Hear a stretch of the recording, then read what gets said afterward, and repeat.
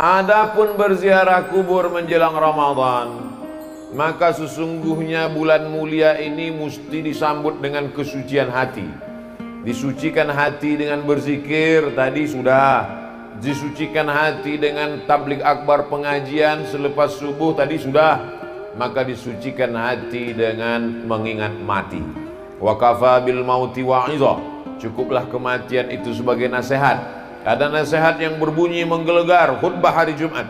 Ada nasihat yang disampaikan alim ulama dalam bentuk nasihat. Ada nasihat yang tak berbunyi, yang tak bersuara.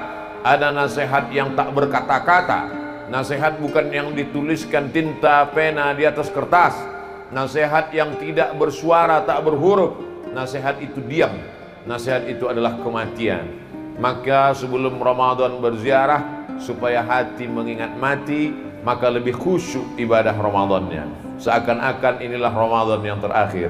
Semakin berziarah di kubur sebelum Ramadan, menguatkan keyakinan bahwa dia akan mati menghadap Allah.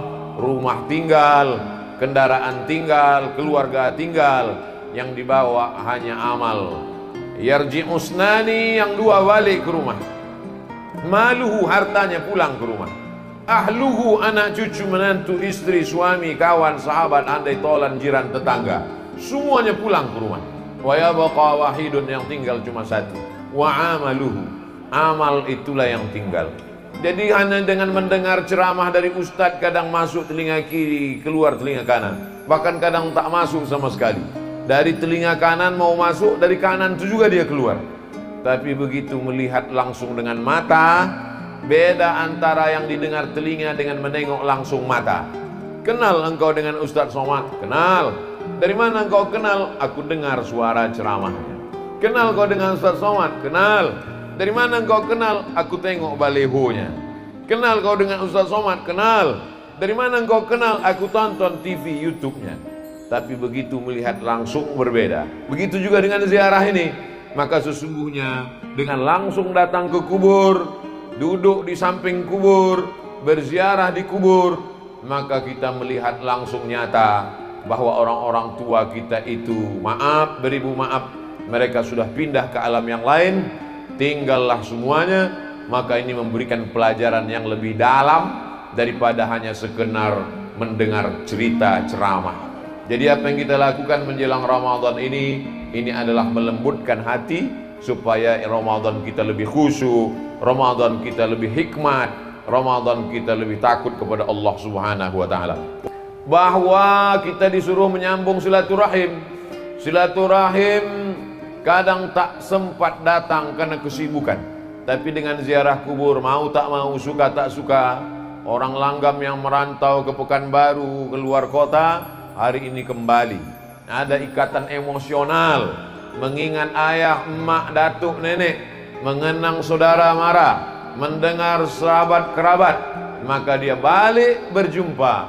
Mungkin anak cucu sudah tak berkenalan lagi, tapi begitu ziarah kubur, oh anak Pak Cik Fulan, oh anak Moman Fulan, oh anak Fulan. Maka sesungguhnya ziarah kubur adalah momen untuk menyambung tali silaturahim. Man ahabba yubsatalahu fi rizqihi, siapa yang mau lapang rezekinya, wa yunsa'alahu fi azarihi, mau dipanjangkan umurnya, falyasil rahimahu, maka hendaklah dia selalu menyambung tali silaturahim. Menyambung tali silaturahim di masjid, sudah. Menyambung tali silaturahim di pengajian, sudah. Hari ini menyambung tali silaturahim kepada anak cucu, sahabat, kerabat, kenalan, orang sekampung yang selama ini tak jumpa. Bertahun-tahun satu kota, sama-sama tinggal di Pekanbaru, bisa tak jumpa. Tapi hari ini di Langgam bisa berjumpa. Kenapa? Karena ada yang dituju, orang yang dikenang, budi baiknya tak dapat dibalas. Maka hari ini bukan sekadar datuk-datuknya saja yang dulu bersilaturahim di Langgam dalam keadaan hidup. sekarang anak cucu cicitnya pula datang menyambung silaturahim. Jadi pahamilah bahwa substansi makna dari ziarah kubur ini menyambung silaturahim, merekatkan yang retak, menyambung yang patah, menjauh yang selama ini jauh, mendekatkan kembali dalam momen besar bernama ziarah kubur. Poin yang kelima, tetap menjaga adab-adab ziarah kubur. Ketika sampai di kubur mengucapkan salam, Assalamualaikum ya ahlad diyar minal mu'minin wa inna insyaallahu bikum lahiqun yarhamullahul mustaqdimina wal mustakhirin nas'alullaha lana walakumul afiyah. Alangkah baiknya ditulis, rupanya tak ditulis karena orang langgam sudah hafal semuanya. Ustaz Somad aja yang merasa tak hafal karena sesuatu yang dibuat anak cucu cicit melihat, mereka ambil gambar, mereka share ke kawan sahabat, menjadi amal jariah.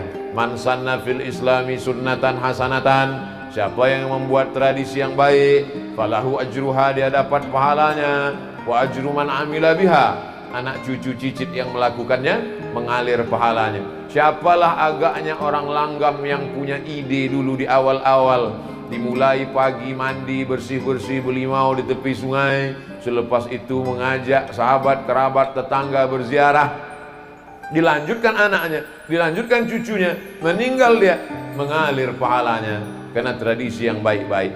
Siapa pula lah agaknya yang mengajarkan anak cucu tradisi tak baik, setiap hari lahirnya diundangnya keyboard tunggal, mabuk-mabuk sampai tengah malam, dilanjutkan anak cucunya, mengalir jugalah dosa jariahnya.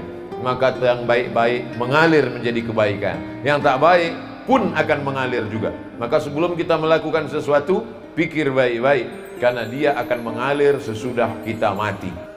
Li ayyajlisa ahadukum ala jamratin minan nar, kamu duduk di atas batu dari api neraka, fatuhriqu thiyabahu, duduk di atas batu dari api neraka, apinya membakar baju sampai tembus ke daging, ke tulang, khairun, lebih baik, min an yajlisa ala qabrin, daripada melangkahi kubur, duduk memijak. Maka tetap kita jaga, kita tetap berada di tepi, samping kiri, samping kanan, bagian kepala, bagian kaki. Kalau nampak anak-anak kita ada menginjak, kita ajarkan, lebih baik duduk di atas batu dari api neraka, terbakar kulit sampai tulang belulang, lebih baik daripada duduk di atas kubur. Maka kita jaga adab-adab ini. Habis ini nanti kita akan membaca surah Yasin, wal Qur'anil Hakim, innaka laminal mursalin. Sampaikah pahala bacaan kita yang akan kita baca ini nanti? Kata yang mengatakan sampai, Nabi ziarah kubur, diambilnya pelepah korma, ditusukkannya ke makam. Sahabat bertanya, kenapa kau tusukkan pelepah korma ini ya Rasulullah? Kata Nabi, la'allallah an yukhaffifa azabahuma ma lam yaibasa. Selama pelepah korma ini basah, pelepah korma ini bertasbih, maka tasbihnya sampai kepada orang meninggal. Dari hadis ini kata Imam Nawawi, hadisnya ada dalam Sahih Muslim. Kalau kita baca Sahih Muslim, baca penjelasannya dalam Syarah Sahih Muslim, namanya kitab Al-Minhaj, Syarah Sahih Muslim Ibnul Hajjaj. Kata Imam Nawawi, kalau tasbih pelepah korma sampai, maka bacaan Quran orang beriman lebih utama, lebih sampai. Karena orang beriman lebih mulia dari pokok kurma. Jadi kalau ada orang mengatakan bacaan Yasin tak sampai, berarti dia mengatakan Abdul Somad lebih buruk daripada pelepah kurma. Kalau tasbih saja sampai, apalagi baca Quran? Baca Quran lebih mulia dari tasbih. Kalau tasbih pelepah kurma sampai, apalagi baca Quran Abdul Somad? Begitu kata Imam Nawawi dalam kitab Al-Minhaj, Syarah Sahih Muslim Ibnul Hajjaj. Jadi kita masalah dalil, cara yang terbaik adalah menghormati pendapat orang. Ustadz yakin sampai, saya yakin sampai. Tiap malam Jumat saya bacakan Yasin untuk almarhumah, almarhum orang tua. Masalah bahwa ada berbeda pendapat, maka kita mengikut yang disampaikan oleh para ulama, ati'ullah, taat kepada Allah, wa ati'ur rasul, taat kepada Rasulullah SAW, wa ulil amri. Ulil amri di situ kata sebagian ulama adalah ulil amri, para ulama yang mengerti dengan dalil. Maka kata Imam Nawawi dalam kitab Al-Azkar, wa in khatimul Qur'ana, kalau dibacakannya sekhatam Quran, fahuwa hasanun, paling elok afdal sekhatam Quran 30 juz. Kalau tak sanggup 30 juz, maka hatinya Quran. Likulli syai'in qalbun, segala sesuatu punya hati. Wa qalbul Quran Yasin, hatinya Al-Quran adalah Yasin. Itulah maka dipilih nanti Ustadz Somad, tausiahnya hanya 30 menit saja. Habis itu nanti kita akan baca Yasin wal Quranil Hakim. Tak sanggup juga baca Yasin, bagi yang hari ini datang terlambat, mau cepat balik ke Pekanbaru, bacakan Ummul Quran Al-Fatihah. Paling afdal sekhatam Quran. Nanti bulan Ramadan tiap malam 1 juz, 1 hari 1 juz. Habis sholat zuhur 2 lembar, habis asar 2 lembar, habis maghrib 2 lembar, habis isya 2 lembar, habis tahajud 2 lembar. 10 lembar 1 malam, 1 juz, 1 bulan khatam. Sesudah itu hadiahkan pahalanya. Allahumma awsil thawaba ma qara'tuhu. Tak bisa pakai bahasa Arab, bahasa Indonesia. Sampaikanlah pahala bacaan Quranku sekhatam. Tak sanggup sekhatam, baca hatinya Quran Yasin. Tak sanggup juga Yasin, paling pendek Al-Fatihah. Fatihah pun tak sanggup juga, hati-hati. Apa yang kita lakukan pada orang tua kita, itu yang akan dilakukan anak kita untuk kita. Apa yang kita lakukan hari ini, dilanjutkan oleh anak cucu kita. Orang yang tak mau mengirim, dikhawatirkan nanti setelah dia mati, anak cucunya pun tak juga akan mengenang dia sebagai balasan. Nauzubillah. Bahwa orang tua yang sudah meninggal itu macam orang hanyut di sungai. Orang yang hanyut itu semua dia pegang. Rumput yang lapuk pun ditarik. Orang yang hanyut itu semua dia tarik. Galah yang patah pun dia tarik. Begitulah mereka menunggu doa-doa dari anak-anak cucu mereka. Ustadz Abdul Somad kemari kan tak ada keluarga yang punya hubungan nasab di Langgam. Apa sampai doa Ustadz Somad nanti ketika mendoakan datuk nenek keluarga kami yang ada di Langgam? Sampai. Mana dalilnya? Aisyah ketika ziarah ke makam Baqi di Madinah, kata Nabi, doakan mereka Aisyah, assalamualaikum ya ahlad diyar, keselamatan untuk kalian wahai penghuni kubur. Padahal Aisyah tak punya hubungan dengan mereka yang ada di Madinah. Itulah dalil menunjukkan bahwa doa sesama orang beriman sampai. Adapun orang mengatakan yang sampai hanya 3 saja. Shadaqatun jariyah, sedekah jariyah. Wa ilmun yuntafa'u bi, ilmu yang bermanfaat. Waladun solihun, anak yang soleh. Maka sesungguhnya hadis itu bercerita bukan membatasi amal. Hadis itu cerita tentang amal kita yang hidup, sesudah kita meninggal putus. Abdul Somad hidup, amalnya berjalan. Abdul Somad nanti bisa sholat, Abdul Somad nanti bisa puasa, Abdul Somad nanti bisa baca Quran. Tapi setelah meninggal dunia tidak lagi wajib putus. Tapi ada amal yang tetap mengalir. Anaknya mengalir doanya, sedekahnya mengalir, yang jadi masjid, surau, langgar, musola, rumah Quran, rumah tahfiz, pondok pesantren, tanah wakaf. Ilmunya diamalkan jamaah mengalir.